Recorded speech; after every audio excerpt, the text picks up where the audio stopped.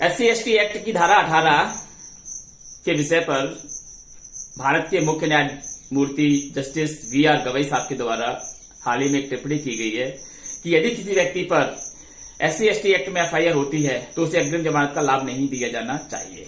मित्रों, SC/ST act की धारा 18 पहले 2018 में भी माननीय सर्वोच्च न्यायालय के द्वारा डिसीजन लिया गया था। ये डिसीजन सवर्णों पर होने वाली झूठी FIRों को मद्देनजर रखते हुए लिया गया था 2018 में। लेकिन अभी जो डिसीजन लिया गया है जस्टिस VR गवई साहब के द्वारा कि नहीं, कोई जमानत नहीं, ये विचारणीय प्रश्न है।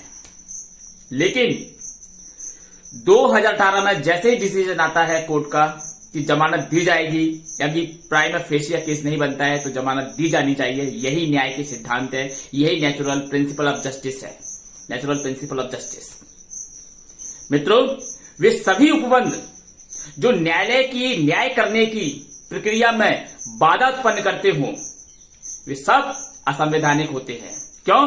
क्योंकि न्यायालय जब न्याय करता है ना, तो उसके लिए उसके पास पर्याप्त टूल्स होने चाहिए, यानी कि पर्याप्त स्वतंत्रता होनी चाहिए न्याय करने के लिए। किसी प्रकार का कोई बंधन नहीं। अगर कोई बंधन किसी लॉ में न्यायालय पर लगाया जाता है, न्यायाधीश पर लगाया जाता है, वो बंधन उचित नहीं होता।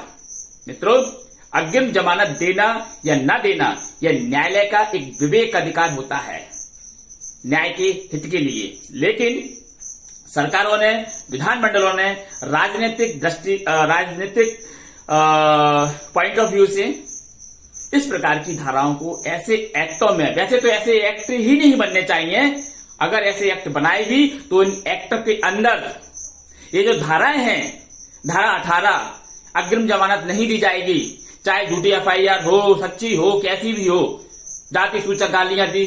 आज तो ऐसी यानी कितनी FIRों से कोर्ट भरे पड़े हैं। मित्रों, तो जो प्रावधान न्यायालय की न्यायिक प्रक्रिया में बाधा उत्पन्न करते हो, वे सभी प्रावधान नेचुरल जस्टिस के प्रिंसिपल के अगेंस्ट है और वे अनकॉन्स्टिट्यूशनल होने चाहिए। न्यायालय की स्वतंत्रता भी कॉन्स्टिट्यूशन का बेसिक स्ट्रक्चर होता है। जी हां, केशवानंद भारती के केस में जो 13 जजेस की बेंच के द्वारा डिसाइडेड केस है, इसमें कॉन्स्टिट्यूशन के बेसिक स्ट्रक्चर को डिसाइड किया गया था और ये कहा गया था कि पार्लियामेंट संविधान में ऐसा कोई संशोधन नहीं कर सकती है जो संविधान के बेसिक मूल ढांचे को ही नष्ट कर देती हो। लेकिन सरकारें बड़े छद्मवेश तरीके से, डायरेक्ट नहीं इनडायरेक्टली, ऐसे प्रोविजंस बना जाती हैं जाने अनजाने में, डायरेक्ट इनडायरेक्ट, जो कि न्यायालय की स्वतंत्रता को कहीं ना कहीं बाधित करता है, कहीं ना कहीं न्यायालय की न्याय करने की क्षमताओं को बाधित करता है। तो ऐसे सभी प्रावधान शून्य होने चाहिए, अनकॉन्स्टिट्यूशनल होने चाहिए। लेकिन दुर्भाग्य, ऐसे प्रावधानों पर आज विचार नहीं किया जा रहा।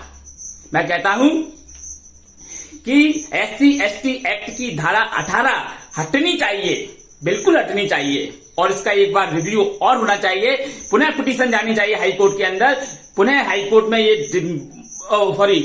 सुप्रीम कोर्ट में एक बार ये मामला पुनः उठना चाहिए कि कॉन्स्टिट्यूशनल वैल्यू को डिसाइड किया जाए, इस धारा की कॉन्स्टिट्यूशनल वैल्यू को।